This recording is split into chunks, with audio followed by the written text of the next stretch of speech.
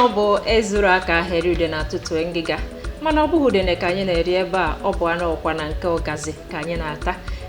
nke onye ọma na-afụ irim n'oge dị etu a ana m ekene gị wee na-asị na ihe ọma ga-agba mgbọrọgwụ n'ime ndụ gị nke onye chịrị ya zere ọ bụ na Ugwumba telivishọn ebe anyị si ewetara gị ihe omume ka o si mee ka anyị nọ nke nwa bekee kpọrọ newspaper review eji m aka na-edi njikere ịnụ ka o si wee mee taa na akụkọ ndị gbara elu n'ihu akwụkwọ kwa ụbọchị ka anyị ga na-agụpụtara gị taa wee bụrụ Wednesday ahịa nkwọ abalị 15 n'ime ọnwa 11 nke afọ 2023 eji m aka na emere ọfụma ebe ahụ ịnọ aha m bụ Emilia Onyinyechi Nwankwọ kpọọ m Adaoledo ebe ọ bụla ịfụrụ m ọ bụghị so naanị m nọ mụ na onye isi ozi na Ugwumba telivishọn nọ Ugwumba n'onwe ya Maazị Mike Onovo ngwa biko kene ọhaneze. Ọ dị mma ọhaneze, anyị ekene unu daalụ nụ maka ịnọnyere anyị na-ahụ aka ọrụ unu maka na unu na ha abanye n'ihe a na-eme ya bụ a na-ekwu mba akpọ na deeti tata ọ na-agba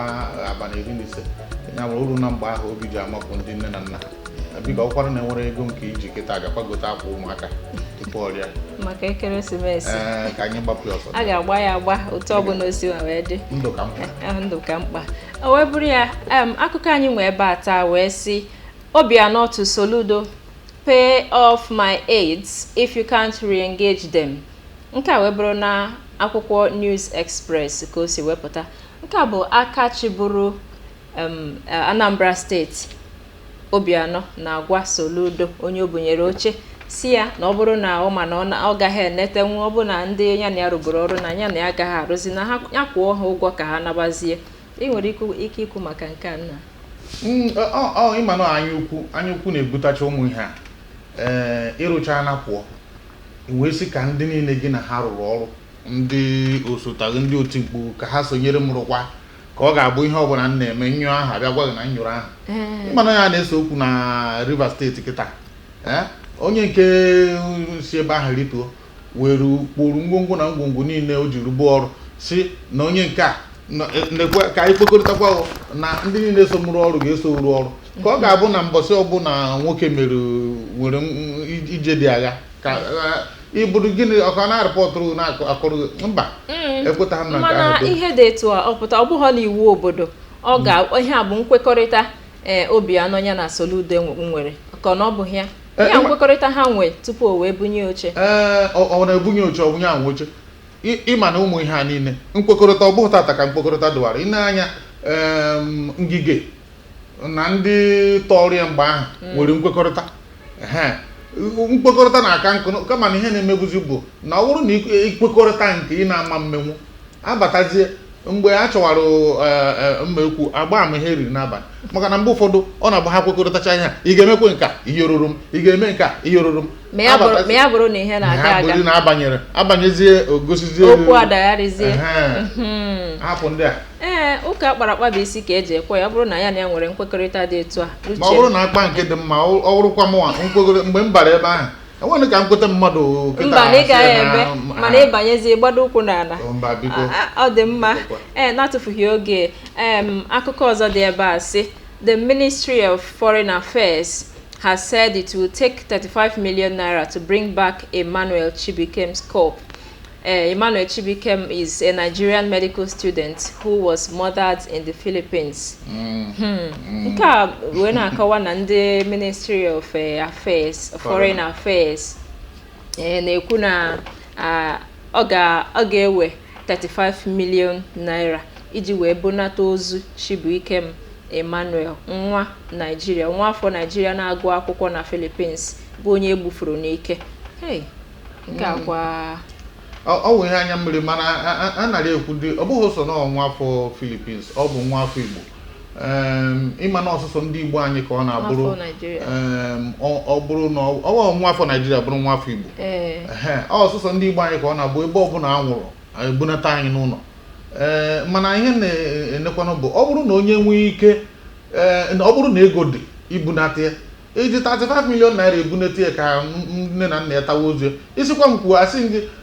nye ya ebe ahụ inye ya ebe ahụ wenatara ndị mụrụ ya ọ bụrụ 20 million ma 30 million ka ha were ibunete ya kamakwa ya enye ya ebe ahụ ọchụ ịnụ ụwa ma ọ bụrụ na a na-anụ ụwa ya nọzi ụwa na Philippines kama anyị ji 35 million naira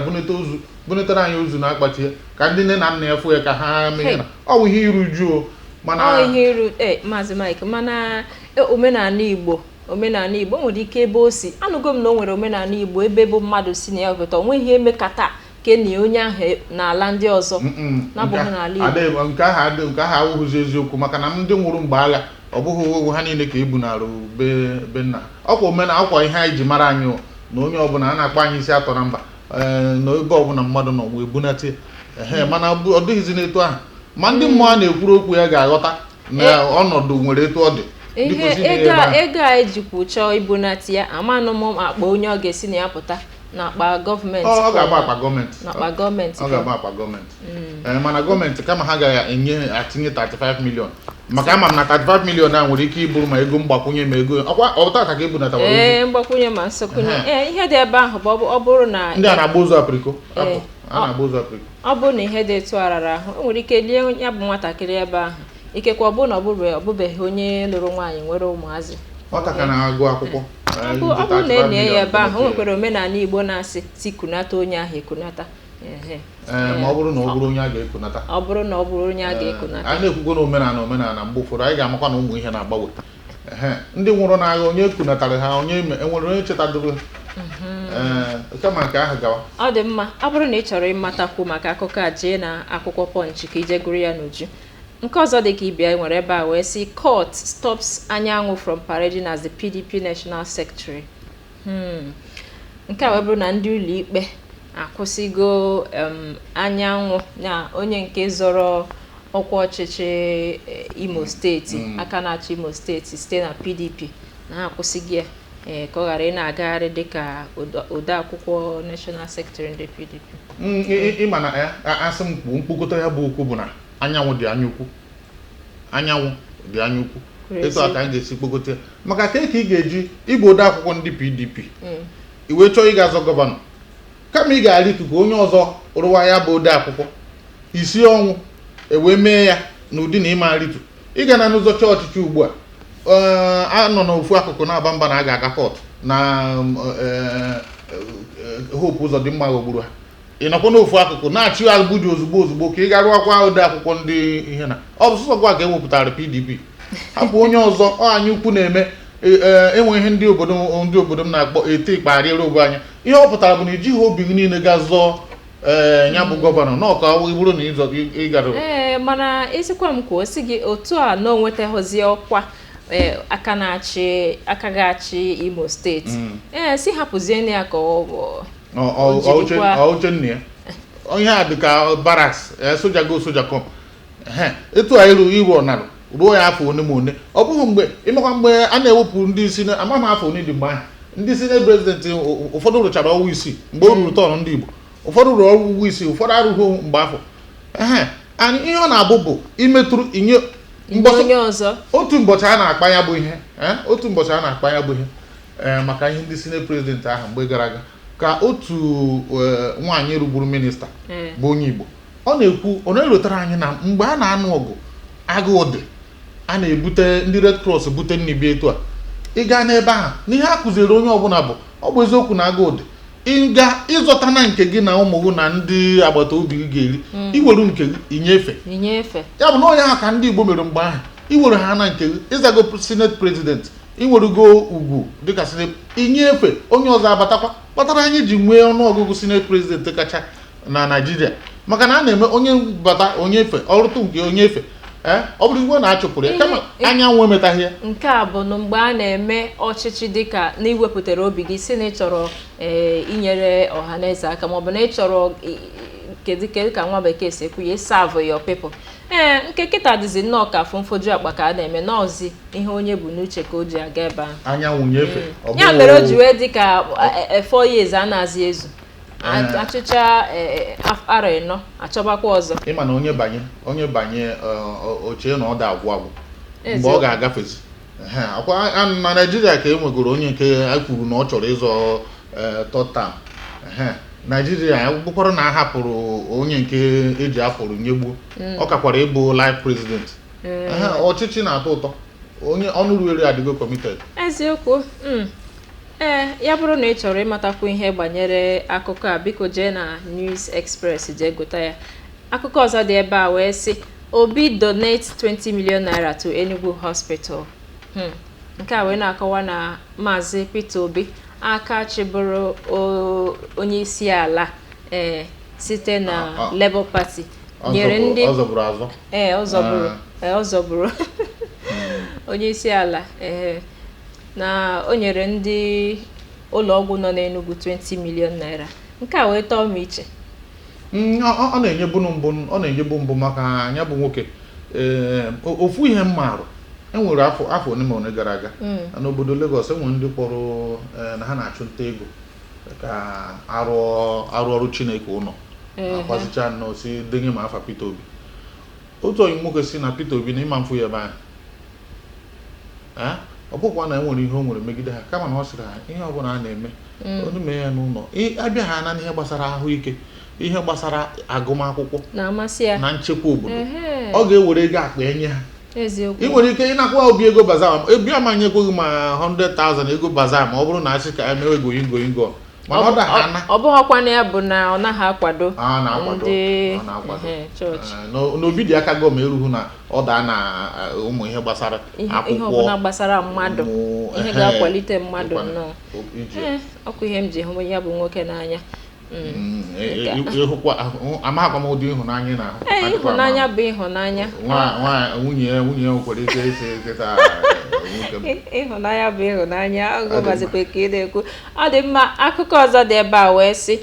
I inherited serious liabilities from my predecessors. Ọ bụ Tinubu na-ekwu nke a. Nke ahụ abụghị nsogbu nọ na ibe ị na-ebirikwa ụgwọ ndị ọzọ na-atụkwasị n'elu nke edosara gị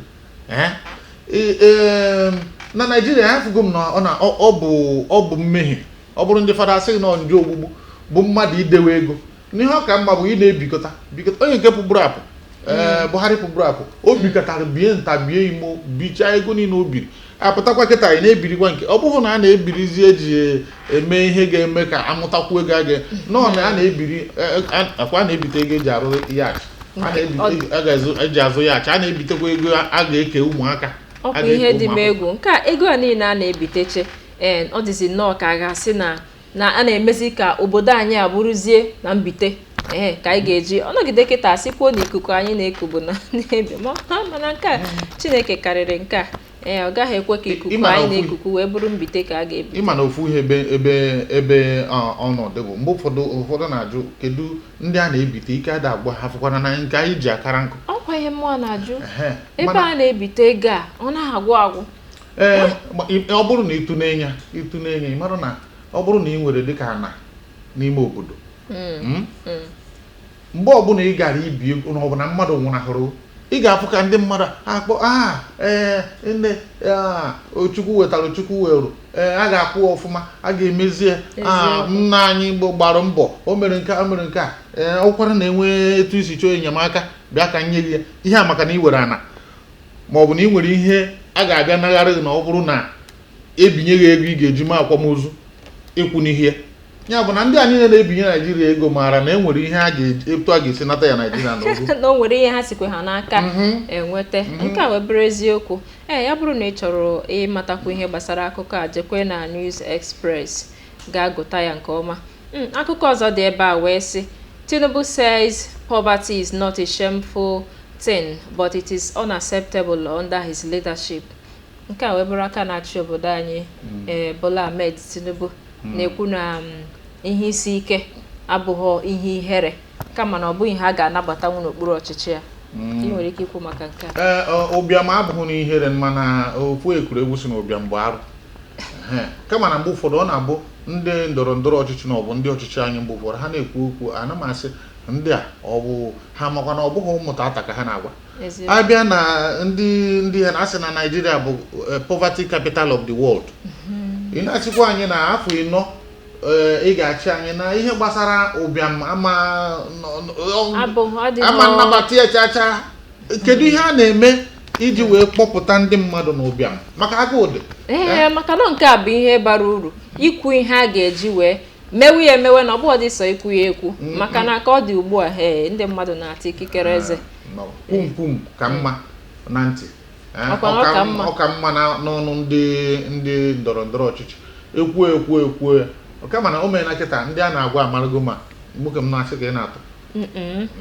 hapụ ha tụrụ gawa na ịma. Ok, ọ dị mma.